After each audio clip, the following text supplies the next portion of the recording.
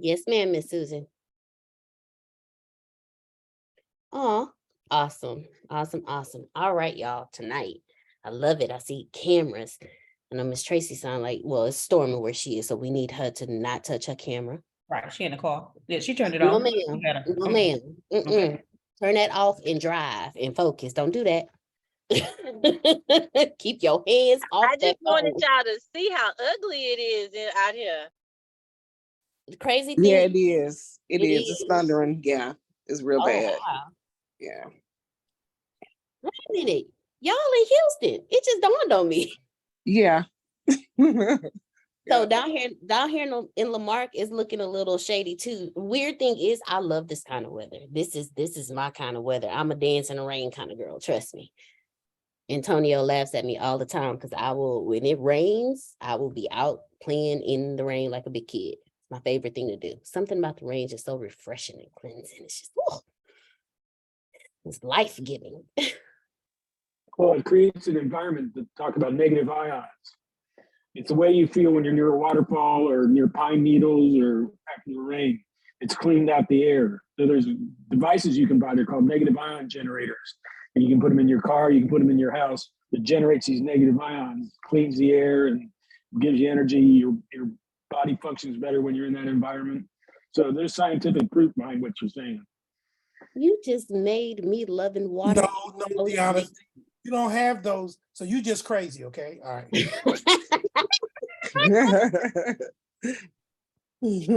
You know, I can run me wrong somewhere in that. I believe you. Antonio told me a few times I'm crazy. After so long, you'd be like, you know what? When you stop lying to yourself, you start to accept who you are. And yeah, I have a little crazy, just a little, just a little. It's all right, Deanna. Embrace your weirdness. Embrace it. It's a gift. There you go. Flex on it. There you go. Put some hot sauce on it.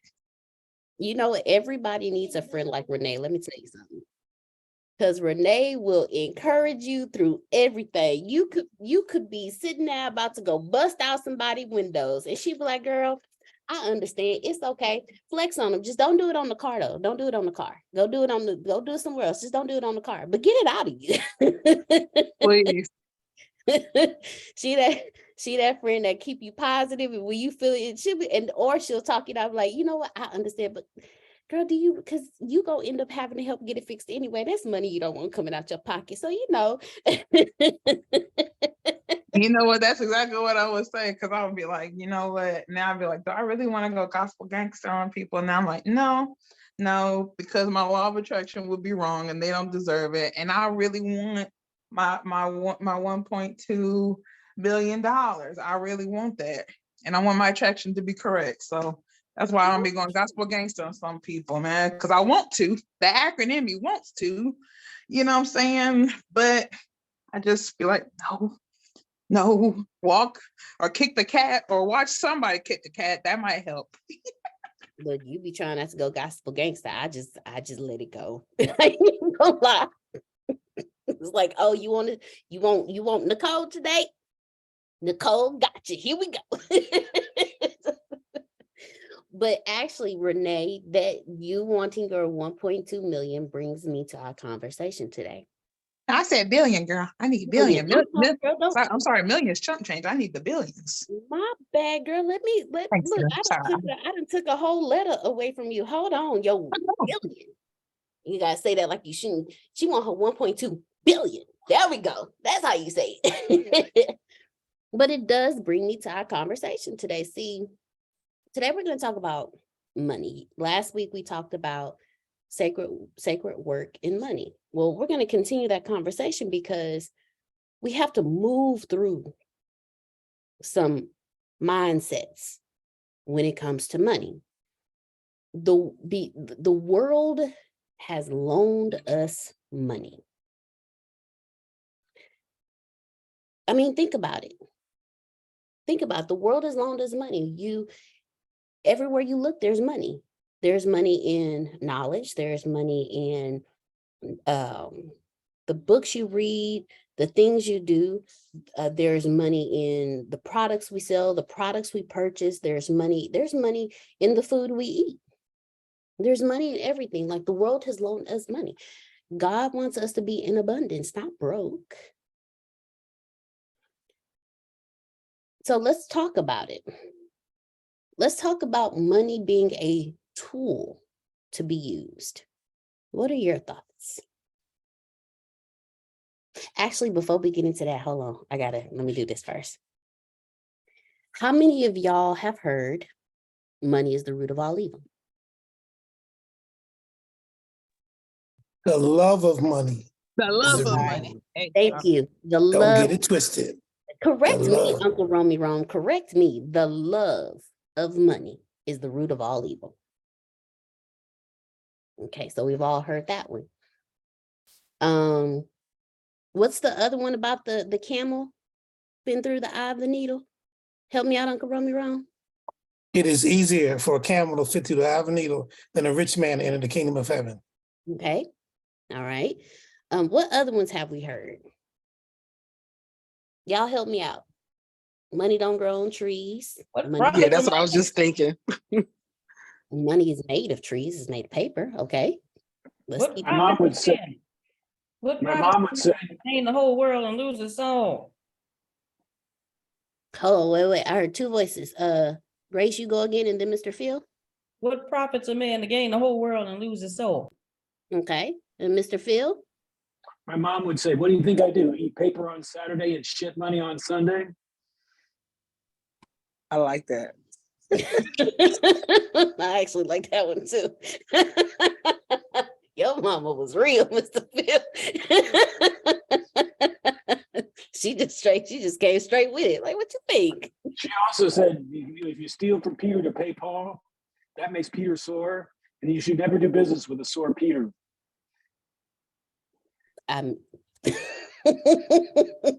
Your mom was so awesome, Mr. Phil. Well, since we're talking about mothers, my mama would always say, as long as I owe you, you'll never be broke. Okay. I didn't like that, but I didn't say anything. She got a point. Oh, she did. So all of these things we've heard about money, but there are, go ahead. Yes, sir. The other side of that is money won't buy everything, but what it won't buy, it'll rent. Okay. Well, money don't buy everything, but what it won't buy, you can rent. I love it. I love this. Okay.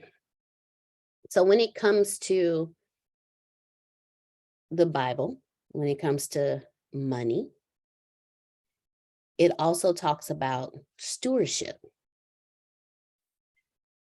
That's when you had the talents. The owner of the money gave the three stewardship over that money, and how each of them performed showed how their stewardship was, how they viewed their owner, and how they viewed money. Not their owner, but their boss, and then how they viewed money. The Bible also talks about the love of money, which we all said. 1 Timothy chapter 6, verse 10, for the love of money is a root of all kinds of evil. Some people, eager for money, have wandered from the faith and pierced themselves with many griefs. Then it also talks about, when it comes to money, generosity and giving. 2 Corinthians chapter 9, verse 7. Each of you should give what you have decided in your heart to give, not reluctantly or under compulsion, for God loves a cheerful giver. It also talks about diligence and hard work. Proverbs 10:4 states, lazy hands make for poverty, but diligent hands bring wealth. Then it also talks about contentment. Hebrews 13:5 says, keep your lives free from the love of money and be content with what you have, because God has said, never will I leave you, never will I forsake you. So everything. Ecclesiastes 10:19 The feast is made for Mary, and mind maketh laughter, but money answereth all things. Come on. Let's get it. Ooh, I'm loving tonight. This gonna be good. Yes. So of all of the things that the Bible talks about when it comes to money, it doesn't refer to money as something evil. It doesn't refer to money as something that you should not acquire. It doesn't refer to money as something that you should push away from your life. So why do we feel that sacred work in money is kind of a bad thing? Like we think, we have a tendency to think, because of how we've been taught, yes, the love of money is the root of all evil, but money isn't the root of all evil. We got to pay bills. We have to eat. We have to put gas in the car. We have to provide, the providers have to provide for their families. So when I say this world has loaned you money, it comes in our hand and it comes out. We go to work. They loan us the money that we've earned for us to go back and give it to somebody else for the things that we need. But money isn't evil. Money isn't bad. It depends on what you do with it, because money is a tool to be used. So let's dig into that. Money is a tool to be used. Let's have a conversation. How do we, Antonio has a saying that good people do good things with a lot of money. The good people do good things with a little money too. And they can do just as much if they have more. We've heard Uncle Romy Rome talk about what he does. He supports a whole family in a whole nother country. So imagine if he had more money to use as a tool, what he would do with it. So money is a tool to be used. And if we do sacred work in money, how would that look? Because sacred work in money is opening yourself up to having more of the tool to use. So how do we use money as a tool? Now let's start off with the positive ways, because we can think of a whole lot of ways we can use money as a tool. You can buy people off, you can bribe somebody. I mean, you can gamble with it. I mean, there's a whole lot of different ways to use money as a tool, but let's talk about the sacred aspect of using money as a tool. Floor is open. Let's do it. How can money be used as a tool?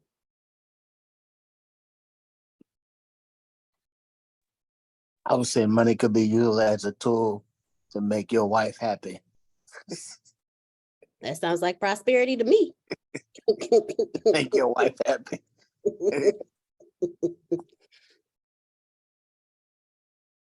How else? Well, y'all saying good people do good things with good money. So, for me, I have a lot of dreams for what I want to do when I become a millionaire. I want to build some schools and build adequate housing in some of the villages in Nigeria, just, different things. So I do a lot of good things with money and use them as a tool to enhance and make people's lives better. All right. Who else? I know what I'm gonna do with mine, with my 347 billion. I know, I am going to walk into my pastor's office and ask him, hey, because he always tells us that one of the members who has passed on, Reb, don't hawk the church this time no more. Yeah, so I would ask him, how much is it to get the church out of hawk? And whatever he tells me, I tell him, okay, I'll be back. Hold up, wait a minute. Money can be used as a tool for beauty to pay for a lock installation. Wait a minute, Lord. Right, right, Tamale? Right, Tamale? You done came over to the lock world. All right, who else? Money is a tool to be used. How do we use money as a tool?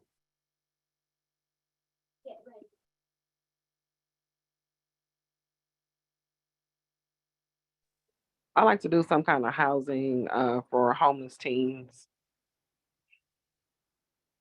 Right. So we have paying off churches. We have making a wife happy. We have opening schools all over the world. Damali trying to go global with the education. Well, it takes money to start a business and build a business.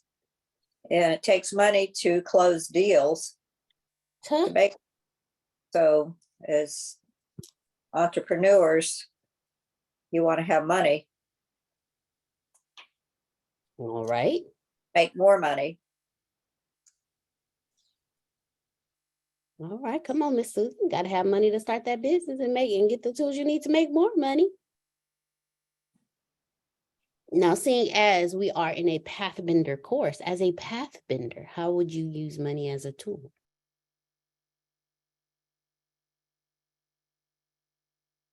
I'll tell y'all me.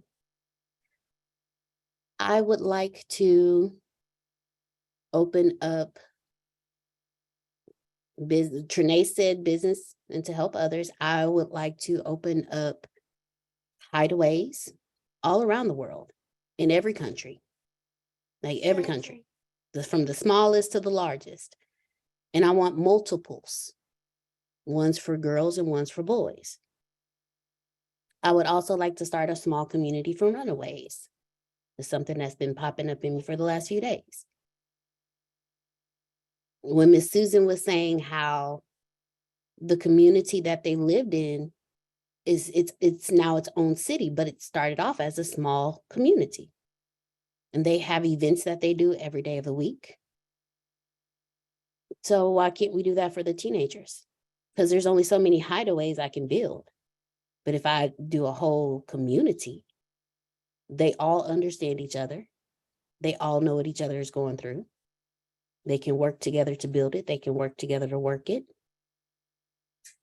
I would also like to build I would also like to have gateways in every single city, in every single state, from the small little country towns to the large metropolitan areas.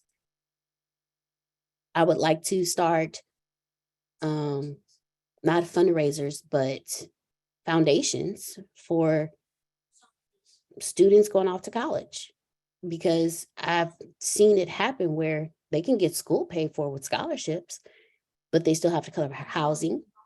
They still have to cover food. They still have to cover books. But then when it comes to their housing, they still have to buy things too. They need bedding. They need, your standard stuff. They need hygiene things. They need, microwaves and refrigerators. They need the little things too. I would also like to put not gardens, but like farms in every small city, and have where they can come instead of going to a grocery store. They kind of like a farmer's market, but but allow them to just come and just pick natural fruits and vegetables and herbs that they don't have to pay for. I want to help other people. So that's one way. A community garden and farm. Okay, Trinace. Miss Susan, go ahead. Our kids were involved in Young Life, an organization, and in the summers they would have a camp, and I think there were maybe 3 across the country, and each year you would go to a different one, but they had special programs, like if you couldn't afford to go, no kid was left behind to not go. And even at our church, people would have kids come and volunteer to, rake leaves or do things around the house for them, and then they would pay them. And, and it would go towards their young life to go to the camp, because it was a blast for the kids and it was more for teenagers. So you might want to look that up. So in the community, the kids can do community service type things to earn, but through our church, they would just have them come over to their house, a couple times a week and do little odd jobs around, and then that paid for them to go. All right. Thank you very much, Miss Susan. And it was a blast what they did there. It was almostly geared more towards boys, because, it was all outdoory type, things like that. My daughter loved it too. But yet, they also, gathered and sang and, learn more about Christ and all that sort of thing. So you might look into things like that to get some ideas, and even the kids that you get can start out going to things like that. Now that sounds wonderful. Yeah, it is wonderful. So we've talked about all these wonderful things that we would do, how we would use money as a tool, but why don't we have the money yet to use as a tool? Oh, go ahead, Trinace. First of all, I know I'm late and I feel like I'm about to talk too much. So just in advance. So I was thinking, as we were saying, money being used. So I think if you trace it back to our imagination being stolen away from us by our parents, maybe that's why this task is a little bit challenging for some of us.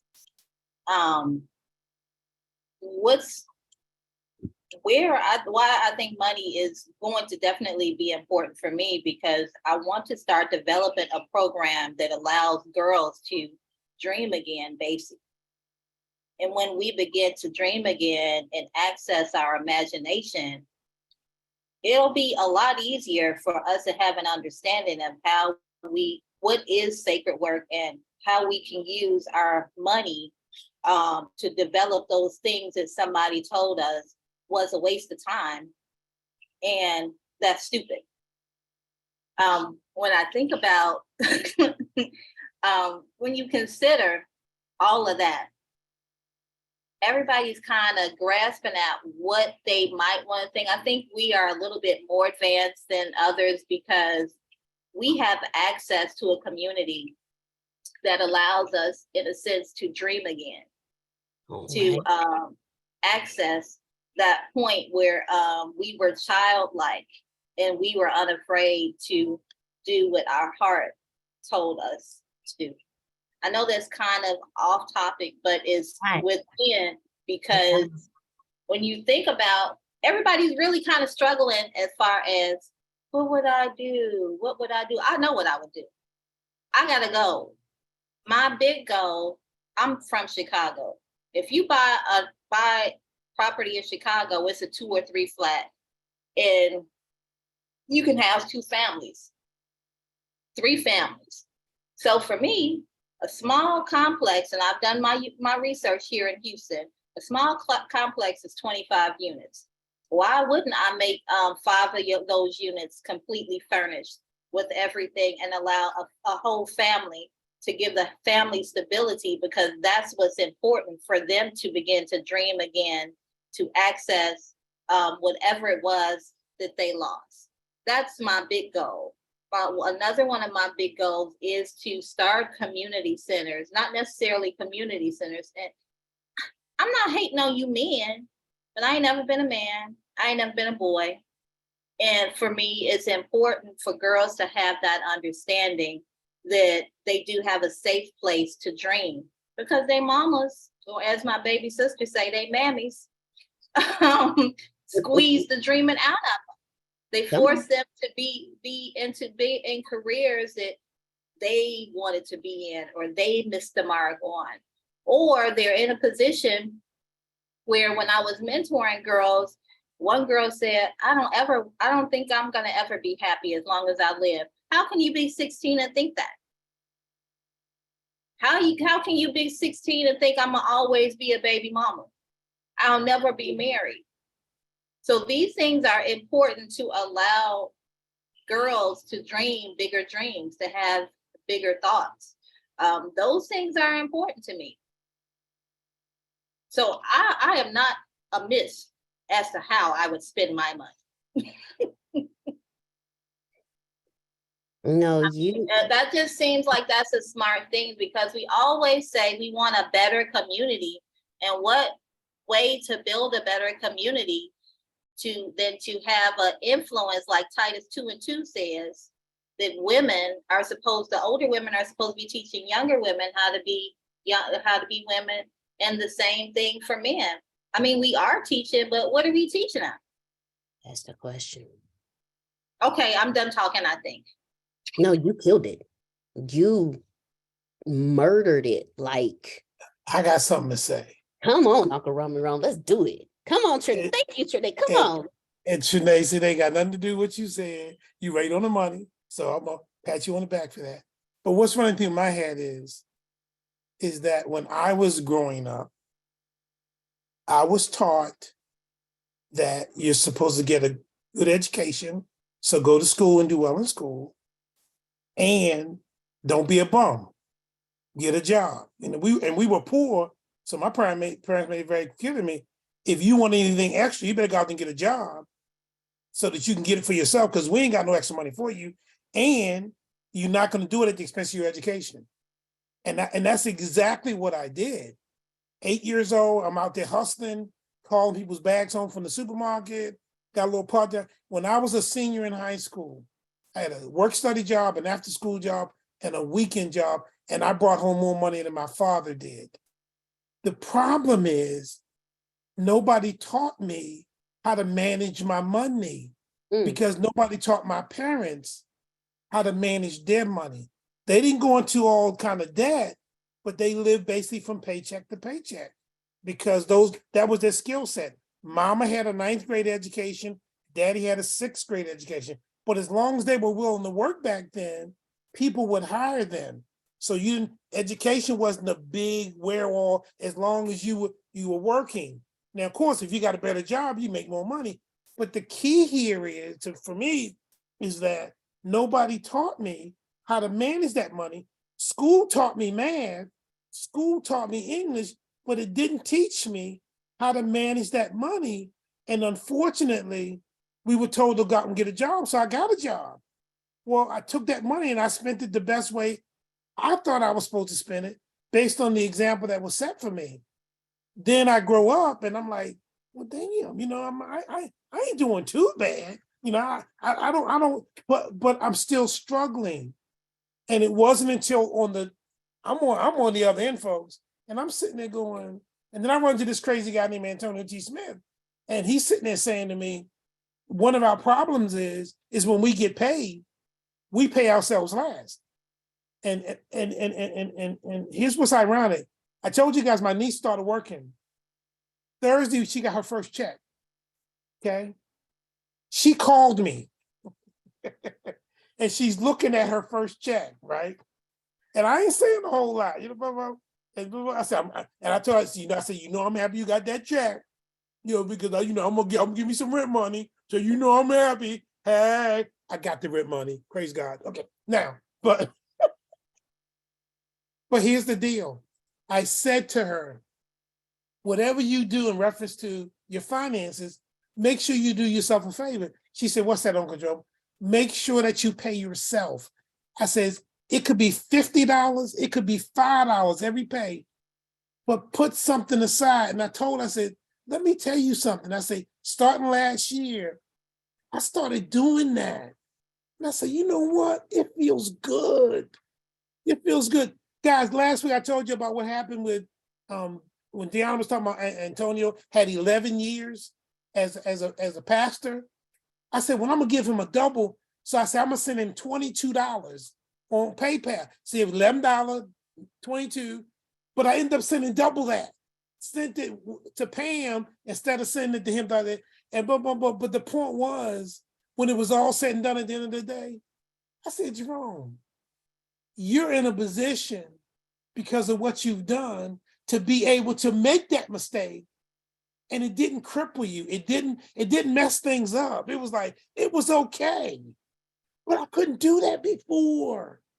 So what's running through my head right now is, if we don't know how to manage it, if we don't know how to use it, it doesn't matter how much we want it, and it doesn't matter how much we get, because some of us are learning that crazy Antonio guys that it's not just the getting of the money. You got to know how to keep the money. You got to know how to manage the money. You got to know how to invest that money. And, it's at that point like, well, hey, this feels good. And so I told her that. And I said, hey, make sure, I said, I ain't telling you your business, but make sure, I told her, I said, don't the government get his money first?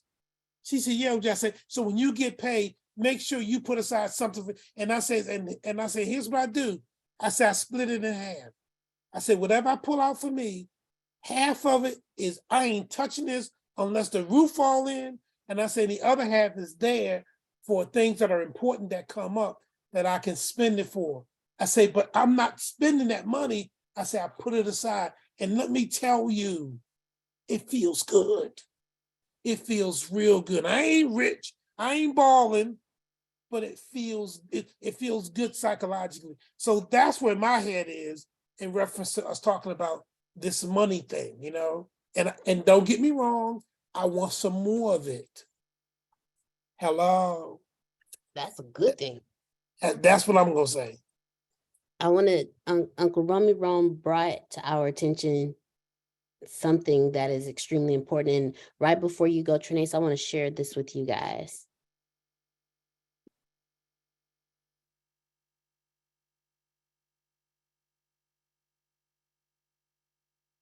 Oh, sorry. Come on. Why can't I unmute? Hold on, y'all. Just give me 1 second. Let me redo this. Having some technical difficulties, but hold on. I got this. Oh, I won't unmute. Oh, it is just absolute. Okay, then we gonna do it this way then. This is how we gonna do this, because it is refusing to unmute. So since it's refusing to unmute, it's okay. I got this. I know exactly how to make it play. Huh? Think you're gonna stop me tonight?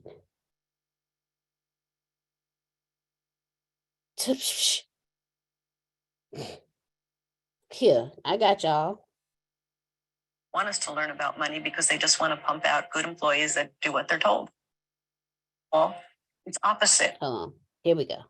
School system, they don't want us to learn about money because they just want to pump out good employees that do what they're told. I mean, if you look at school, it's opposite of what it takes to be successful in real life. Don't make a mistake. Do as you're told. Take tests by yourself. Don't cooperate. Do it by yourself. Do it on your own.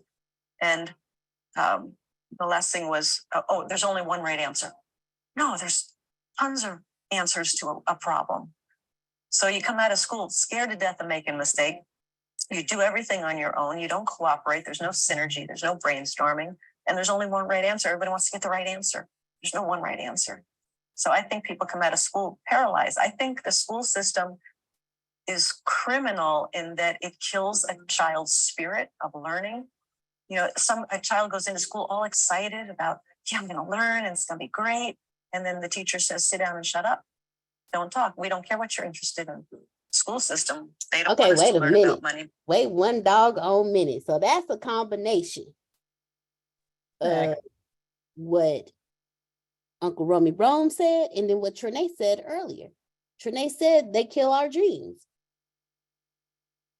Trinae said adults do, but we just learned that for 18 years, we were taught, excuse my language, I have to say it this way because this is how I feel.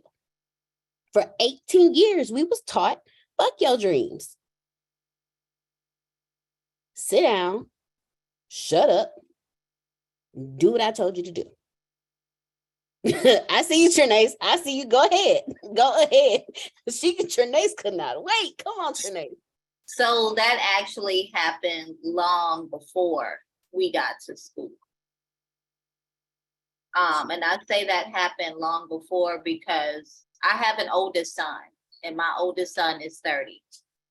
And he always has been able to draw like freehand to a level of where the teacher would call and say, well, I know you have been spending money on Kwane to go to school, to art class. I say, I haven't spent anything. She said, well, he is a fantastic artist. And he got accepted at the Art Institute for art. And I said, how you gonna live like that? He's never picked up a pen since then, a pen, a paper, or nothing. And it's just, I feel so bad about it. But just as quickly as as I could convince him how you gonna live like that, I can't convince him that quickly to pick it back up.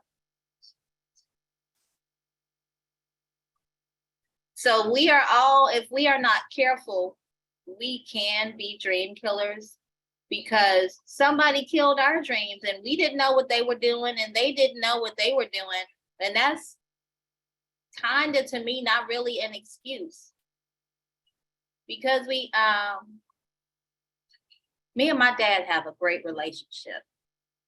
And I went to Catholic school from kindergarten through 8th grade, except for a couple of weeks when we came back from the military base. And I was in 1st grade at the public school. Ooh, that did not go well. But at any rate,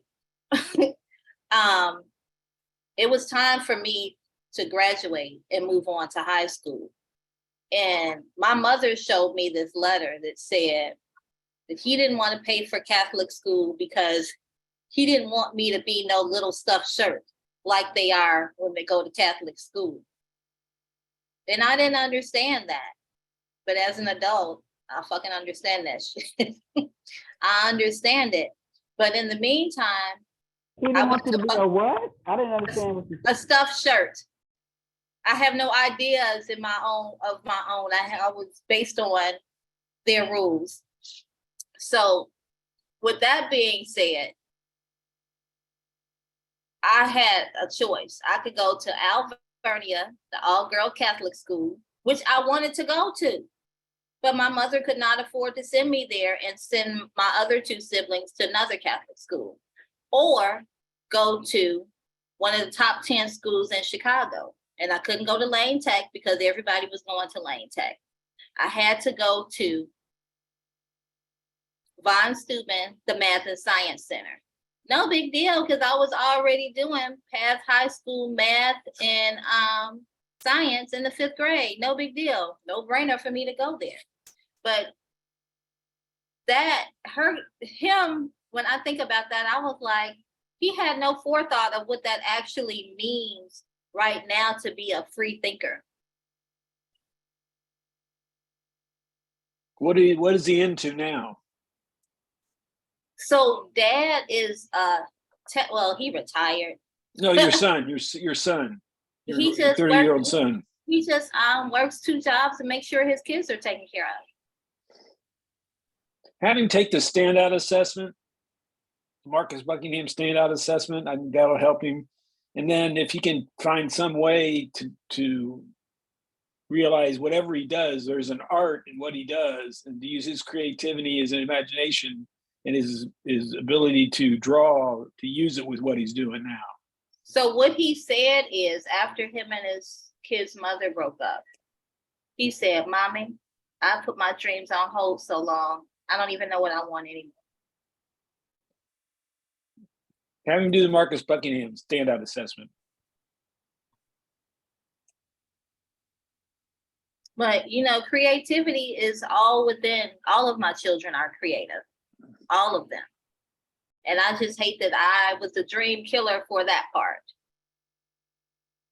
Because these other two, whatever craziness they feel like they want to do, they don't even really care what I say. They just be out here. But he's the one who wants to be the most stable.